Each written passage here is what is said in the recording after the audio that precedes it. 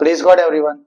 Today's gospel is from Book of Luke, chapter 12, verse 54 to 59. Understanding the time. Jesus said also to the people, when you see a cloud coming up in the west, at once you say that it is going to rain. And it does. And when you feel the south wind blowing, you say that it is going to get hot. And it does.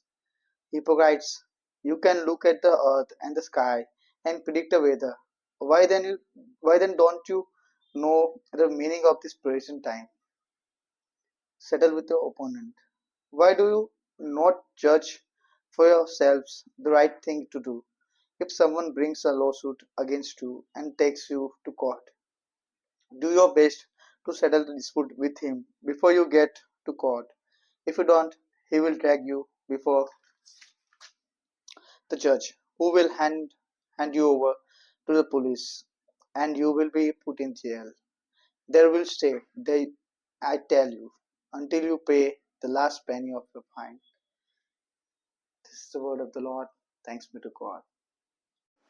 Praise God everyone. आज के passage में प्रभु यीशु लोगों से बात करते हैं. उन्हें कहते हैं कि तू प्रिडिक्ट कर सकते हो वेदर को, कि अगर वेदर वेस्ट से आ रहा है, अगर बादल आ रहे हैं तो तू प्रिडिक्ट करते हो कि बारिश होगी और बारिश होती है. वैसे ही अगर साउथ से पवन आता है, तुम प्रिडिक्ट करते हो तूफान आएगा, तूफान आता है. अगर तुम वेदर प्रिडिक्ट कर सकते हो तो जो टाइम चल रहा है उसके बारे में क्यों नहीं जानते, उसके बारे में क्यों बात नहीं करते. उस टाइम पे जो टाइम चल रहा था, प्रभु बात कर रहे टाइम की, समय, समय का चक्र, काल, जिसे उसको बोलते हैं काल चक्र. जो समय है वो चलता रहता है. तो यहाँ पे प्रभु समय की बात करते हैं.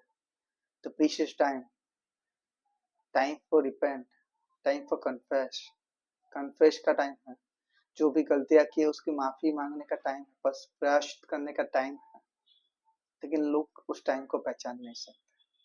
उन्होंने पूरी जिंदगी, पूरी लाइफ जो भी पाप किया है, अभी समय है.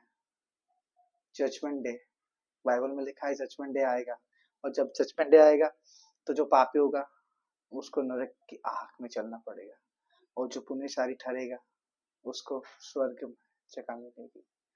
तो वो समय, और समय की बात, समय कब आएगा पता नहीं कब आएगा, लेकिन उस समय आने का प्रिडिक्शन भी होगा. हम समझ पाएंगे समय आ रहा है. प्रभु उसी समय की यहाँ पे बात कर रहे हैं कि तुम वो समय क्यों नहीं समझ पा रहे हो कि वो समय आ रहा है. तो अपने जात को प्रिपेयर करो. Prepare your self, repent, confess. आज प्रभु हमें इस पैसे से हमें भी यही बता रहे कि समय पास में है. तो जो भी पाप करते हो, जो भी करते हो, सोच रहे हो कि कौन देखने वाला है, तो वो सब छोड़ दो और कन्फेस करो, रिपेंट करो, क्योंकि समय पास में है. जजमेंट डे इज कमिंग नहीं है. कभी कब आएगा किसी को पता नहीं, मुझे भी नहीं पता, किसी को पता नहीं, लेकिन be ready for that. Second, यहाँ पे जो बताया गया, सेटल विथ योर ओपोनेंट. जब अगर मैथ्यू की बात की जाए तो मैथ्यू चैप्टर 5 वर्स 25 to 26, उस चैप्टर 5 में प्रभु ने बताया कि बेस्ट का जो फर्स्ट का जो कमांडमेंट है वो क्या है, तो खून नहीं करना. लेकिन प्रभु बताते हैं कि खून न करने से भी बड़ा अगर कोई पाप है तो वह अपना भाई के साथ दुश्मनी रखना.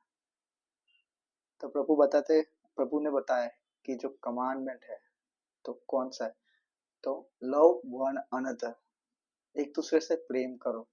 अगर हम एक दूसरे के बीच में कोई भी मनमुटाव हो, कुछ भी प्रॉब्लम हो, कुछ भी कॉन्फ्लिक्ट हो, तो उसको साथ में मिलके सुलझा दो, उसको समाधान कर दो. जो गुजराती में कहवाय छे समाधान करी लो.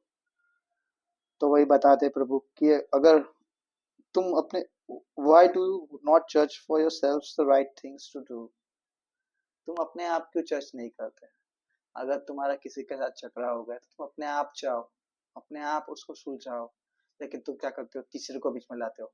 अब ये तीसरा आदमी कौन है, यहाँ पे बाइबल में इनडायरेक्टली पॉइंट आउट किया गया है क्या, कि तीसरा आदमी कौन है. तीसरा आदमी डेविल है. वो क्या करेगा, दो लोगों में झगड़ा करवाएगा, वो दो लोग को झगड़ा करने के बाद दूर कर देगा। जो प्रभु के दो लोग हैं वो पास में थे, साथ में मिलके वो लोग प्रेस कर रहे थे, प्रभु की स्तुति आराधना कर रहे थे, प्रभु के शुभ संदेश की घोषणा कर रहे थे, एक आदर्श क्रिश्चियन बन के जी रहे थे। लेकिन डेविल क्या करता है, डेविल उन दोनों में झगड़ा करवाते, उन दोनों को अलग कर देता है, वो तीसरा आदमी। और उसके लिए हम लोग क्या करते हैं, हम लोग उसी के पास जाते हैं जो तीसरा आदमी है, जो जो जो है मूल कारण, हम उसी के पास जाते हैं और अपने झगड़े को ज्यादा बढ़ा देते हैं। तो प्रभु बोलते हैं, why do not judge for yourselves the right things to do, and then वो एक चेतावनी भी देते हैं कि क्या होगा अगर तुम समाधान नहीं करोगे, अपना झगड़ा नहीं सुलझाओगे तो क्या होगा। तो कोर्ट में क्यों, वो सामने वाला तुमको कोर्ट में लेके जाएगा, फिर पुलिस में, फिर जेल में, और लास्ट पैनी पे करने तक तुमको वहां पे रहना पड़ेगा, लास्ट पैनी पे करने तक। इसलिए प्रभु ने आज्ञा दी है, परस्पर प्रेम रखो। इस पैसेज से ऐसे हमें जानने को हमें समझने को मिलता है, सीखने को मिलता है कि परस्पर प्रेम रखो। Love one another is a commandment, God gives us a big commandment, a main commandment, that love one another। और प्यार करोगे, प्रेम करोगे एक दूसरे से, तभी प्रेम बढ़ेगा, जीसस क्राइस्ट का लव बढ़ेगा, और डेविल डेविल हार जाएगा। इसीलिए डेविल नहीं चाहता कि वो हार जाए, इसीलिए हम लोग के बीच में झगड़ा करवाता है। तो ये बात समझो और सीखो, इस पैसे से यही सीखने को मिलता है। Praise God. Let's pray.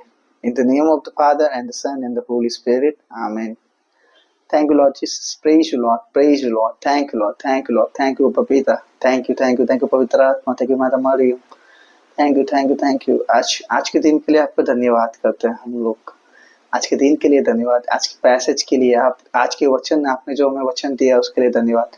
आज के वचन के हिसाब से हम समय को समझे, जजमेंट डे पास में आ रहा है वो समझे, और जो भी पाप किया उसके लिए कन्फेस करे, रिपेंट करे, और हमारी जात को रेडी करे just for the judgement day.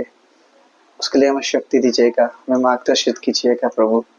प्रभु आपने जो आज्ञाएं दी है, परस्पर प्रेम रखो, हम उस हिसाब से हमारे भाई बंधु से प्रेम करें, उससे झगड़ा ना करें। अगर झगड़ा कर भी लिया है तो हम पास में मिलकर समाधान कर ले प्रभु। उसके लिए तुम्हारा पवित्र आत्मा है प्रभु, हमारा बहुत आज प्रभु अठुकी नंबर बात ना प्रभु सुकृष्ण नाम में करिए छे। आमीन।